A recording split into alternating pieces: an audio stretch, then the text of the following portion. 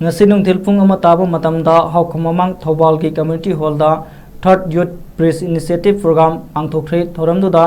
ing lisingni kuntaru ki CBSC bosem amadi kosem gi exam da mai pakraba sing felicitated toba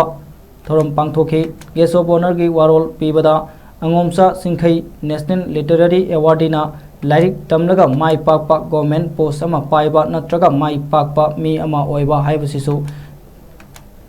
लेबाक निंगबा मखल अमनी हाइना फोंदोखि Persian की वारोल पीरादोना युमनाम नवचंद्रना अखोई की sense of belongingness सेमगतसे हाइबा वाफम थमके theorem अदु safe site आई care अमसुंग डायबेटो care ना sponsor तौबने physical copy क्षेत्र हाइबगी नुंगनांगबगी महुत्ता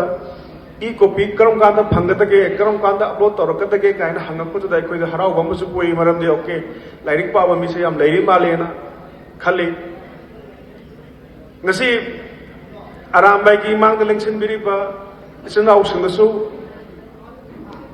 paujel amatang bijage as a publisher akoina Delhi da lairik phongba yonba tawba matamda haukiba chahi 10 muksida thokiba phenomenon ma khak lijara